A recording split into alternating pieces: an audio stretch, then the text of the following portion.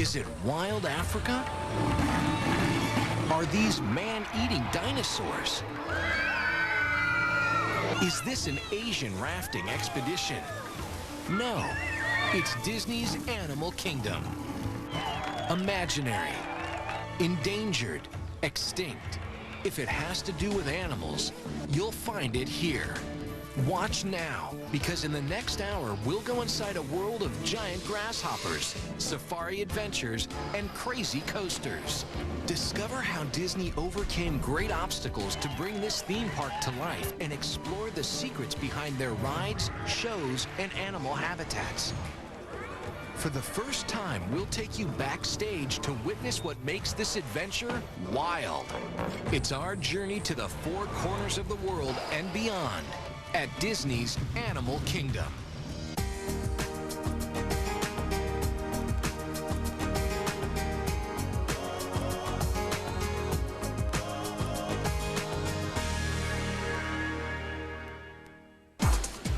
Disney's Animal Kingdom.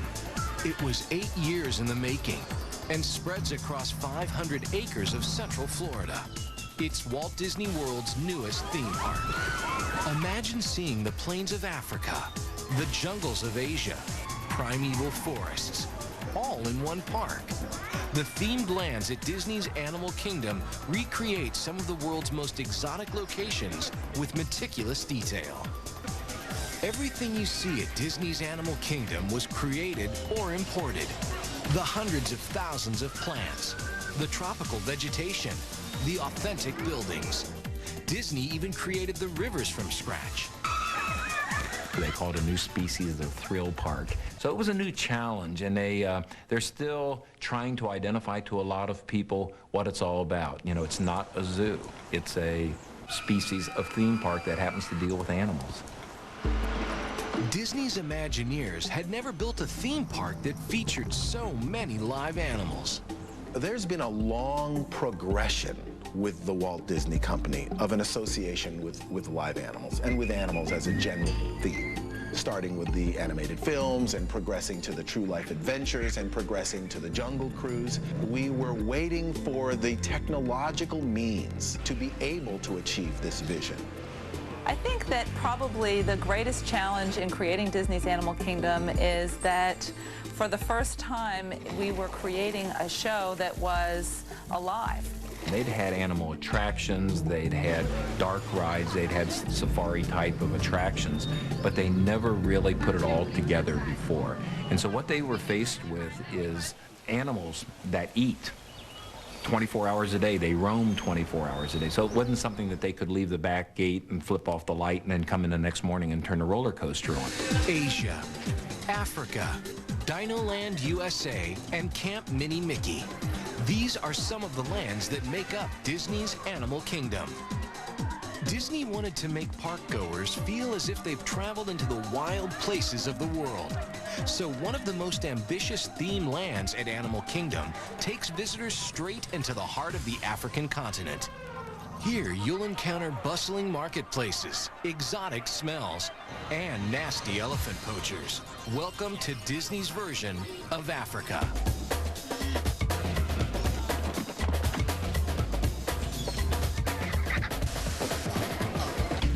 The entrance to Africa is Harambe Village. With painstaking attention to detail, the area recreates an actual African town. When you go to our African village, there's mildew on the buildings and telephone wires and advertisements stuck on the wall. It has a very distinct sense of a history, of an economic status, of a political world in which it exists. It feels like a real place. Just how authentic is Harambe? When we first opened the park, we had people coming from Africa to work in the village of Harambe, and I remember one young lady telling me she was very worried that she would be very homesick. And when she got to the village and she saw it, she realized it looked just like where she grew up. Would you believe 13 Zulu thatchers relocated to Florida from South Africa just to thatch Harambe's roofs? Harambe Village is where you'll find Animal Kingdom's star attraction. It's the biggest and most ambitious ride ever created by Disney's Imagineers. Here's the story. The roads are bad. The animals are wild. And you're on a mission to stop some evil poachers. Kilimanjaro Safari. It's not a real African safari, but it might just be the next best thing. The architects and designers went to great lengths to try and replicate the African habitat here on the savannas. Flooded roads, collapsing bridges, and more than 250 different African animals. At 110 acres, this one attraction is bigger than the entire Magic Kingdom and the largest Disney has ever created. You're going on a tour, a safari. We wanted to go through numerous different environments because that's the type of animals we wanted to have out there to get a real broad feeling that you have been to East Africa. So you start out in a river area with forests, and that's where we have our forest animals. You then descend into a river, which you see numerous rivers in Africa. And, you know, sometimes there's a bridge, and sometimes you just drive through the water, and that's what's fun about traveling through Africa. So we did that exact thing. We drive through a river that actually has hippos in it. The safari adventure continues across a shaky-looking bridge over a river full of hungry crocodiles. Then, you come to one of the highlights of Disney's safari, the African savanna. And we actually elevated the ground by 30 feet to get to a point where you could have a distant vista of the savanna, which is, you know, 50 acres in itself. Disney wanted the savanna to be as authentic as possible, so the Imagineers looked to an expert for inspiration, Mother Nature. The other thing that we really tried to do in this park is actually have the animals mixed together, which oftentimes in zoos you don't see that. You'll see here's the polar bear exhibit, here's the rhino exhibit. That's not how they live. We want them to appear to be herds of animals intermingling with each other, just as they do in nature. What's the finale of the safari visitors' experience? It's a desperate chase to stop poachers from killing one of the game park's prized elephants named Little Red. Oh, there goes the poacher jeep now, guys. Hey, Warden, is Little Red okay? Already, okay. Warden, see you there. Kilimanjaro Safari is a harrowing trek through the wild plains of Africa.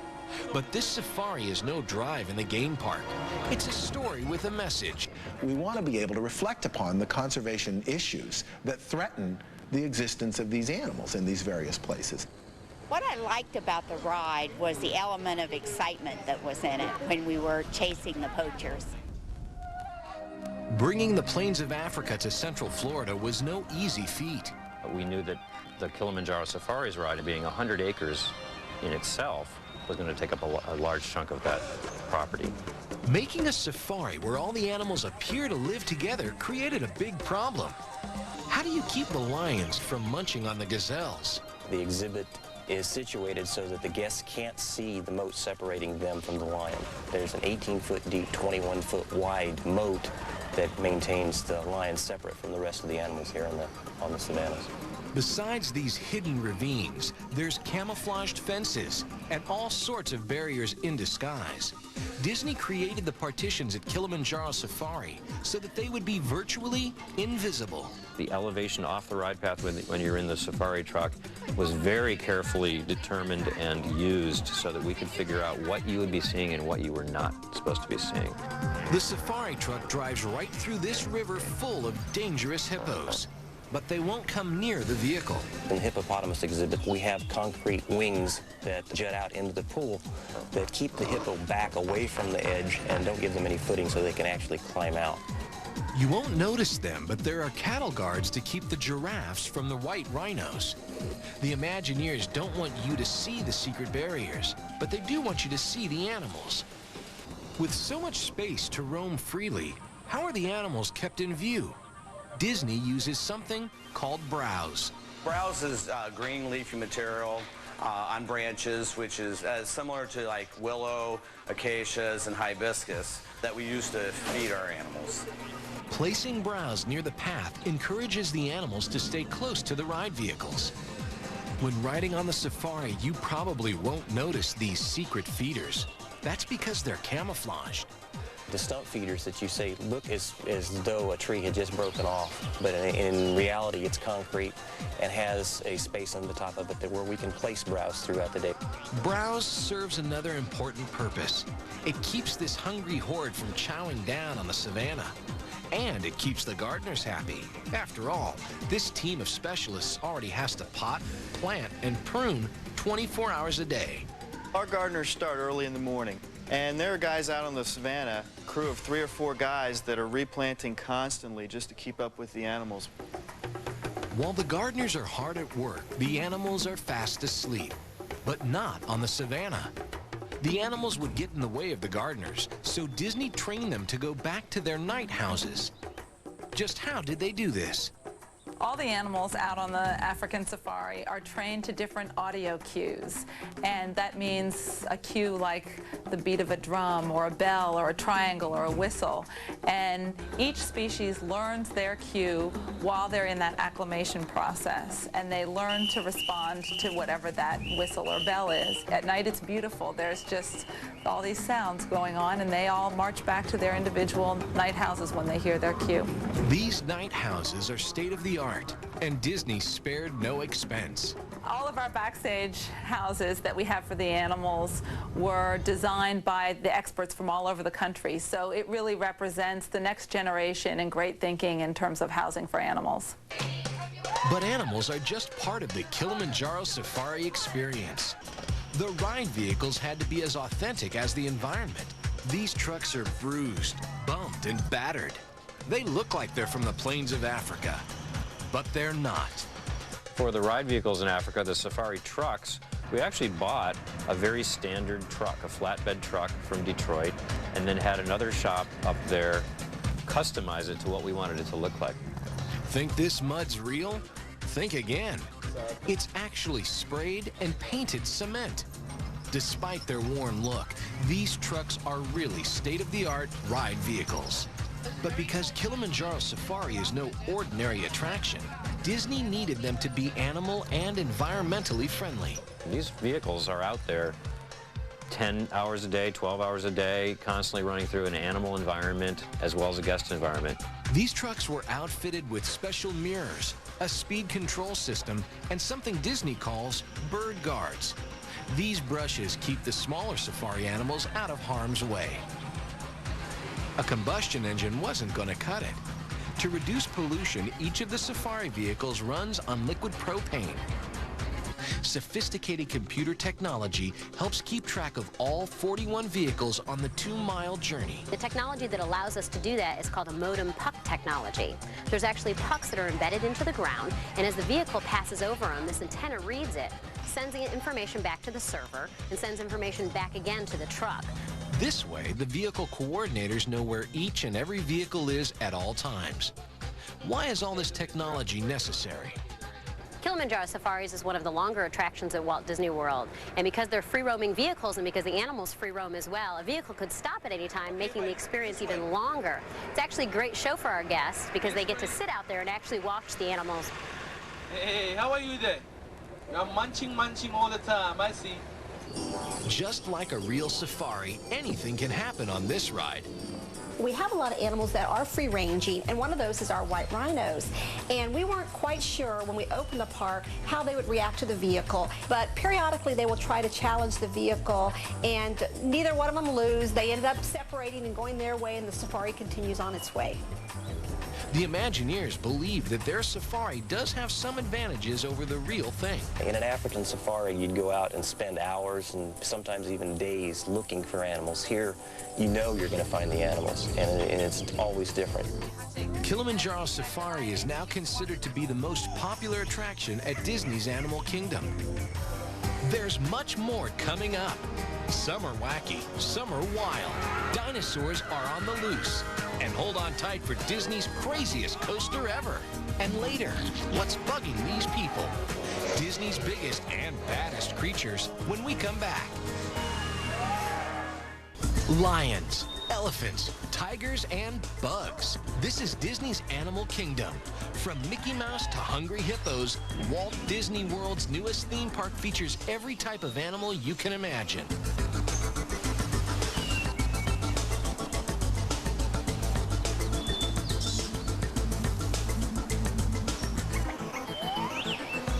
When building Disney's Animal Kingdom, Disney's designers, Imagineers, knew what a gamble it was. This couldn't be a typical zoo. How do you create a theme park with live animals? Something they'd never done before. The concerns were that if you did something with animals, you would be in competition with zoos, and that there are so many zoos all around the country that it would be very difficult to differentiate yourself, to get people to understand that this was something that you wanted to fly down to Florida to see. Disney's top brass began to worry. Would live animals bring in the crowds? Were they interesting enough? We were going to do our big presentation on these safari experiences where you're going to be out there with these live animals, and it's all words. There's no action. How are we going to make this point? The Imagineers devised a plan to convince them. We decided to bring a live tiger into the room. We decided this all by ourselves. How did the executives react? Everybody did what you imagine they would do. Their faces kind of opened up. They kind of scooted a little bit back in their rolling chairs, and that was the end of any debate about the thrill of the presence of live animals. They were a little bit upset about us potentially endangering the lives of our two highest leaders of our company and everything. Almost every type of animal has a home at Walt Disney World's newest theme park, from the rare and exotic to the evolutionarily extinct. Where do you go when you want a crazy collection of kitschy Americana, a heaping helping of Dinomania, a tribute to the tacky, a prehistoric playpen? This is Dinoland, USA.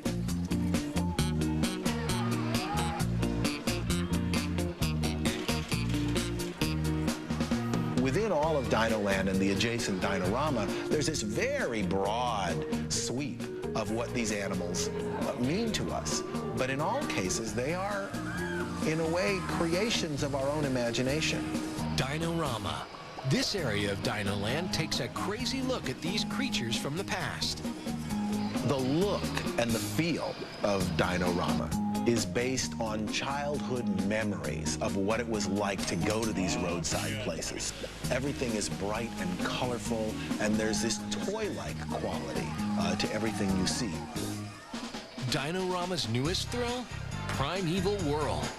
Primeval Whirl combines a kind of a wild mouse, which is a type of a small coaster, the premise of which is you always feel like you're going to fall off these cliffs.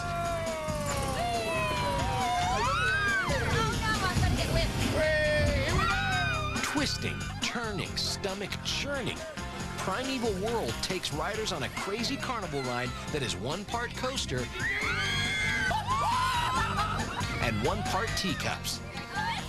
It's a fun-loving look at the extinction of a species. It's a parody of the serious story of the comet and the end of the dinosaur era, only in this version, it's all expressed in kind of comic book terms.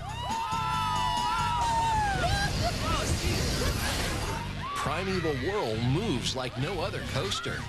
Every time you come to an edge, you whip around these corners and you head to another corner and you whip around that corner. So the vehicle does that, but then it also spins like a teacup.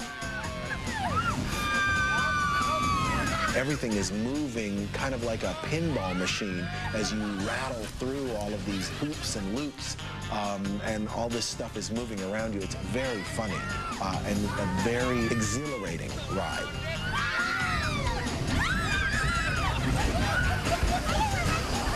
Primeval Whirl is a new kind of thrill. But if you're looking for the darkest and scariest ride at Disney's Animal Kingdom, there's only one place to go. It's the centerpiece of Dinoland, USA, and Animal Kingdom's biggest thrill ride. It's Dinosaur. Dinosaur is our favorite ride because it's dark and all of a sudden it lights up. There's these scary dinosaurs coming at you from all angles. We wanted to put the guests back in the time of the dinosaurs and actually experience what it's like to be careening through the forest at night with dinosaurs chasing you. Primeval forests, a race through time, a giant man-eating Carnotaurus. Welcome to the Dino Institute. The scientists here have uncovered the mystery of time travel. They're sending you back 65 million years into the past and straight into the jaws of a hungry Carnotaurus who's ready to rip you to shreds.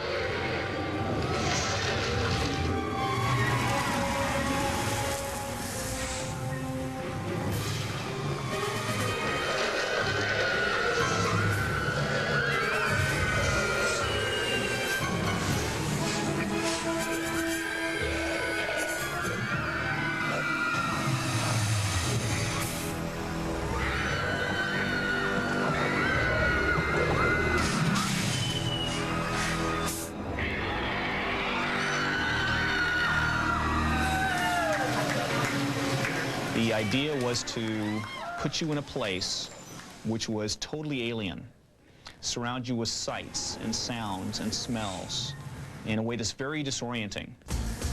The Time Rover. It's the ride vehicle at Dinosaur and one of Disney's most complex creations. Our cameras were granted special access to the maintenance bay at Dinosaur to get a close-up look at these high-tech machines. The Time Rover is probably one of the most complicated vehicles in the industry, if not the most complicated. Disney wants you to feel like you're running over rocks, trees, and stumps. But you're not. It's all experienced in the movement of the vehicle. The motion is programmed by the Imagineers and can be changed at any time. We have a show programmer who sits in this vehicle with a console, and he's able to control the motions of the vehicle, the speed of the vehicle, the steering of the vehicle. The technology that powers the Time Rovers was invented by Disney, and you won't find it anyplace else. The front wheels turn or are steered by following a groove or a slot in the track. It receives power from underneath the track and drives a hydraulic pump that powers the entire vehicle. In the rear, we have wheels that are independently steered. But the Time Rover is just part of the adventure. The robotic dinos are the biggest audio animatronics figures Disney has ever created. To bring these dinosaurs to life, we wanted to push the edge of animation technology. They're not just out there moving. You've got some that are jumping over the track. You've got some that are flying out at you. I don't think there's anything out there today that moves as much and as fast as the dinosaurs we have in that ride. The dinosaurs run on hydraulic fluid, and it takes a lot of it to make these monsters move. Because of the size of the dinosaurs, there's 3,000 psi of pressure that you need to actuate them compared to about 50 that you'd need for a Small World doll. There's times when I wish we could just peel the skin off and show you what's going on under the skin of these amazing machines. But that would ruin the fun. Dinosaur. It's time travel. It's dinos. And many say it's terrifying tourists at Disney's Animal Kingdom. If you're all dinoed out, Dinoland also features one of Animal Kingdom's biggest and most popular stage shows. It's called Tarzan Rocks.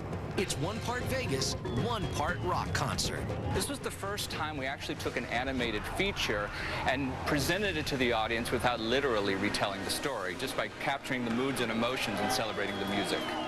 Singers, dancers, trapeze artists, rollerbladers dressed like monkeys.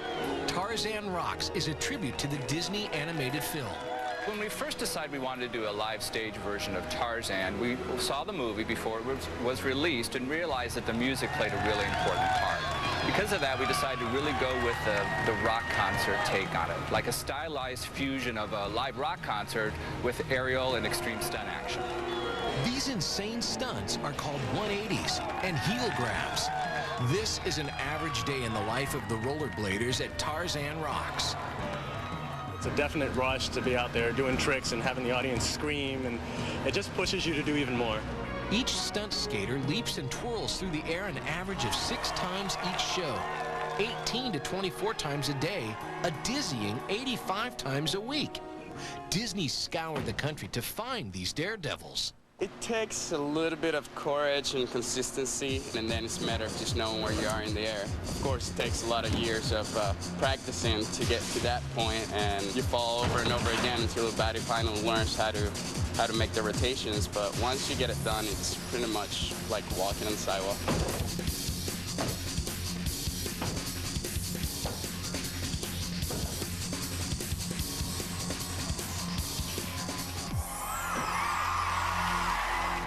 Disney may have gone out on a limb when they created a park with live animals, but they were certain about one ingredient that was necessary to satisfy their fans: the characters. Disney decided to feature them every day in the park and in a daily parade. Some of them can even be seen on stage at the park's most popular show, Festival of the Lion King. Festival of the Lion King is a tribal celebration. What we've done is really tried to create something with all the pageantry of a parade as it comes in, but then we also take it a step up and really turn it into a live presentation with song, dance, and the specialty performances. The big crowd pleasers are the tumble monkeys. Many of them are former Olympic gymnasts who have since retired and found a home at Disney's Animal Kingdom. We really want the best in our shows, and we find it too. The level of talent is so high here at Disney, a lot of times after they're done here, they actually end up appearing on Broadway. Coming up next, a giant tree comes to life, and a billion bugs sing and dance. And later, a heart-pumping, skin-soaking adventure through the wildest jungles of Asia. Insects attack when we come back. Animal Kingdom is the fourth and largest park at the Walt Disney World Resort in Orlando, Florida. Disney had never created anything like Animal Kingdom. So before this park could be built, the Imagineers scoured the globe. They wanted to find the most exciting experiences for this new theme park. In order to speak with some authority about jungles and savannas and animals and dinosaurs and fossils, we went out and accumulated experiences. Our team went to Africa several times. We went and flew into the Masai Mara and got in tents and camped in the Serengeti itself. Many believed that bringing the continents of Asia and Africa to Central Florida was virtually impossible. When somebody says, you know, that's an impossible thing to do. You can't change a desert into the jungles of Asia. Boy, that's the kind of thing that makes a lot of Imagineers just really bear down and solve the problem. There were 2,600 construction workers. They trucked in 4.4 million yards of dirt and laid more than 60 miles of plumbing. Turning a barren cow pasture into Disney's Animal Kingdom took them almost 3 years and cost a reported $800 million. Laying out the park was a big task in that this is the largest park that Disney had ever done to that point. Like Cinderella Castle in the Magic Kingdom, this theme park needed a central icon. A mountain wasn't really appropriate, and a giant statue of an animal would present you with the problem of, well, what animal? So we came to the idea of this tree. It's the largest thing in the park. You focus on it, you know where it is, and you see a picture of that, and you know Animal Kingdom. But the Tree of Life isn't your average oak. This tree is actually a massive work of art. The body of the tree was formed of all the rich wealth of animals across the face of the earth and the history of the earth. There's dinosaurs and trilobites as well as gorillas and giraffes and herds of wildebeest on the tree. It took 13 artists a year and a half. When they were done, this titanic tree contained more than 325 carved animals. The exterior of the tree carvings were created by 12 Imagineers who worked day and night with a support crew of plaster mixers and people who brought the plaster up to the top of the tree. The tree is 14 stories tall and more than 50 feet wide at its base. How did they create such a huge structure with so much detail? It all started with a model. Pieces of it were scanned into a computer. The information from the computer was sent to a rebar bending machine. This powerful machine twists the metal pipes to the exact specifications of the computer. The rebar was welded together into cages that formed the massive skeleton of the tree. And finally, the pieces were actually flown into the park by helicopter. But something enormous was needed to support all the weight of the colossal branches. The design team was challenged with trying to find a structure that would allow us to support the tree. The solution? A gargantuan oil rig. It supports thousands of artificial branches and hundreds of thousands of 2-foot-long leaves. It may look like a tree on the outside, but this massive mountain of steel and concrete is actually a building. What's inside? One of Disney's most advanced special effects shows. It wasn't until 9 or 10 months before the park was opening that Michael Eisner thought about it and said, you know, we really should put some kind of a show inside that tree. And he said, I got it. You guys should do a show about bugs in this tree. And we looked at him like he was crazy. They're creepy, they're crawly, there's billions of them, and they really bug you. It's tough to be a bug. This 3D special effects show is inspired by the Disney Pixar film A Bug's Life. Ants, spiders, centipedes, and ladybugs. They're all here, and they've invited you to be an honorary bug. There's 10 billion trillion bugs out there, and they want us to know that unless they had these amazing survival techniques and did all these great things that bugs do, we wouldn't survive ourselves. To tell their story, the Imagineers wanted the bugs to sting, swarm, and crawl over the audience. To bring these bugs to life, they had to create some pretty unusual special effects. For example, a soldier termite protects his mound by spraying acid. Well, that's a natural special effect. I'll let you in on a little secret. We really spray water at guests, but in the context of the show, when the termite eater is spraying deadly acid at us, then we think that's what it is. Special designed seats, water nozzles, and air jets were installed in the theater. There are actually fans that blow, over 40 different fans that blow in the theater that create wind effects so that when Hopper flies through the theater, you can actually feel him flying through the theater. The show uses all your senses to tell the story. You see, you hear, you feel, you even smell. When Flick introduces the silent but deadly member of the insect world, guests know something's coming, and they think, oh, we're not really going to get the stink scent, are we? And then, of course, Claire turns around and she lets us have it. The stink bug smell is a great effect. It's actually pellets in a can that we blow compressed air through. So how did Disney come up with this stink bug stench? One of our special effects guys came in with a sandwich bag with an actual stink bug in the bag, saying, is this what you guys want? I had to smell at least 50 different little vials to determine which scent would be used. It was a combination of various materials, earth scents, and some perfumes in varying degrees of strength that we sort of had to pick and choose from. The bad guy at It's Tough to Be a Bug is the most advanced audio animatronics figure the Imagineers have ever created. Hopper was just an amazing figure, and it was a completely new design. Obviously, people don't make giant jumping grasshoppers very often. Hopper is a very complex figure. He's got over 70 functions to make him look as realistic as possible. Because he's so complicated, each night 2 technicians spend over 8 hours putting Hopper through a rigorous exercise program called calisthenics. They make sure he's hopping out on cue. Hopper needed to leap out in the show, so with special effects we were able to hide some of his entrance and make it even more of a surprise. But the lift that has to bring Hopper up quickly so that it looks like he's leaping and not kind of floating into space was a huge engineering challenge as well.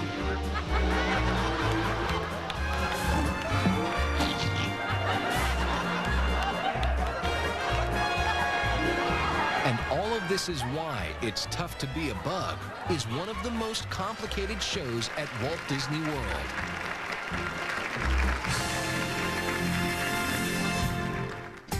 Coming up, prepare to get soaked in the jungles of Asia. And would you step into a room full of bats? More animal adventures when we come back. And man-eating dinosaurs. Disney's Animal Kingdom. From the imaginary to the extinct, Walt Disney World's 4th theme park is all things animal. The newest land to take its place at Disney's Animal Kingdom, Asia.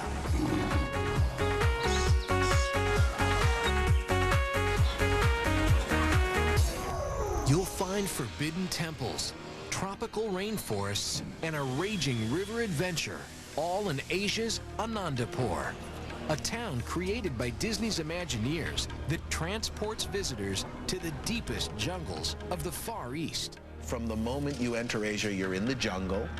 The little town is in the jungle. The animals are in the jungle. There's ruins of other structures in the jungle with the animals. And it's very unclear where the boundary between the human world and the animal world begins and ends. Here there are misty landscapes, a raging river, and a rainforest in flames.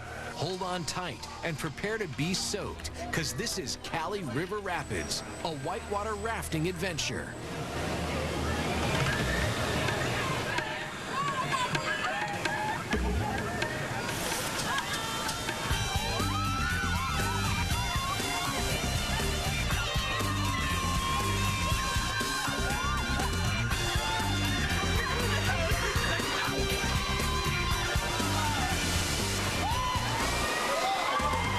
Many theme parks have raft rides.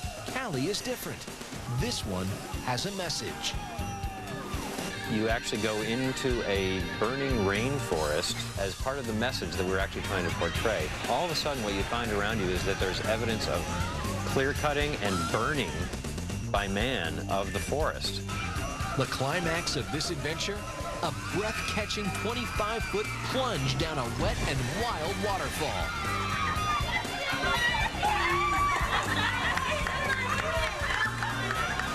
Originally, Cali was going to be a bit on the tamer side.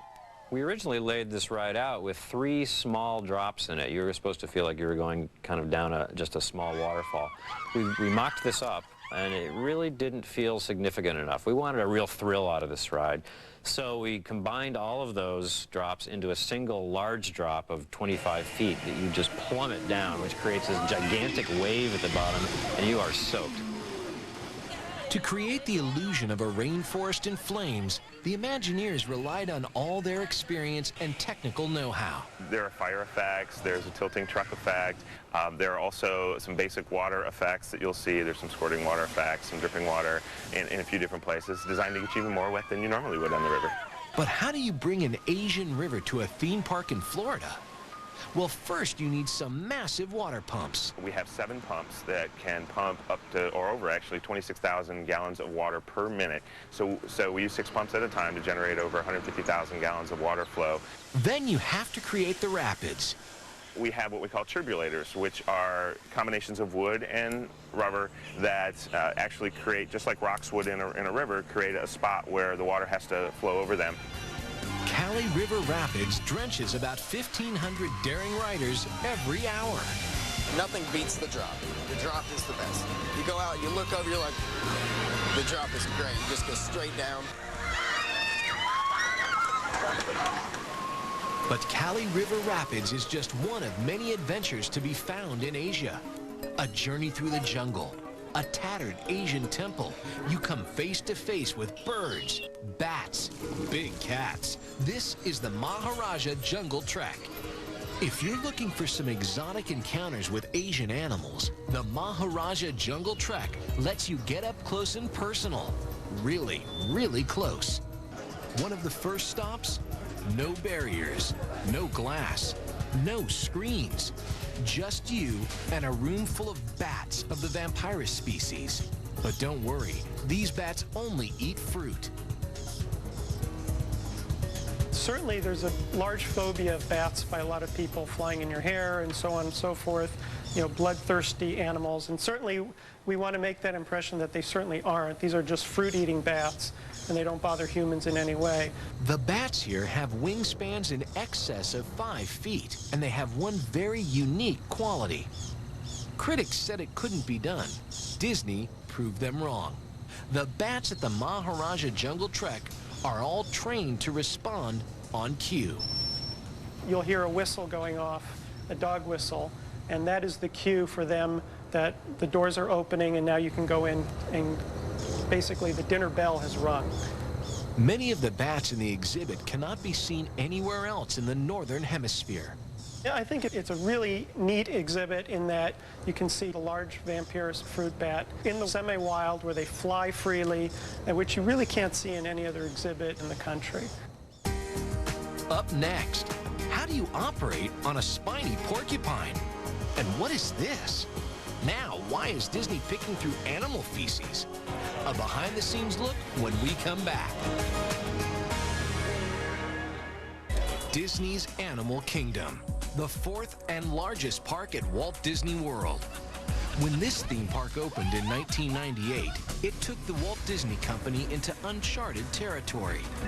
Thrill rides and attractions were no problem, but animals in a theme park would spur controversy.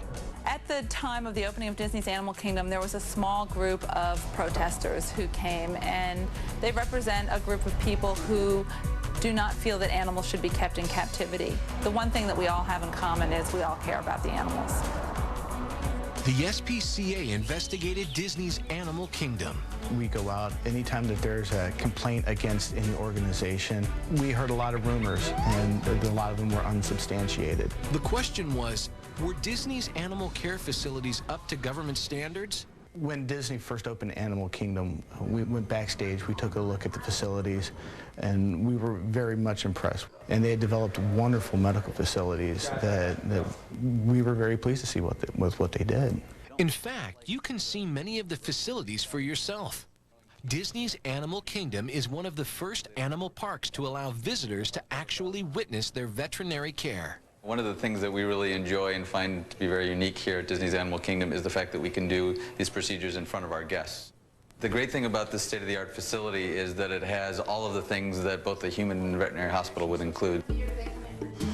It seems Disney researchers will go to just about any lengths to gather info. Imagine if your job had you picking through animal feces. The most remarkable thing is you can study just about anything from an animal and what it leaves behind. And what we are actually able to do is measure the hormones that are found in feces. The comprehensive research helps determine the optimum time for females to breed. This program has provided the park with hundreds of successful animal births and hatchings. So what's next for Disney's Animal Kingdom? We have some great real estate. You don't always see it because you're inside the park, but around the backside we have a very large space. We have tremendous opportunities at Animal Kingdom for expansion. The park is huge, and just within the park are something between 50 and 70 acres of open land. There's a lot more to come with Animal Kingdom as well. There's always attractions that we're thinking about putting in. There'll be more fantasy, there'll be more thrill. There'll be more live animal exhibits. It's a never-ending story there at Animal Kingdom.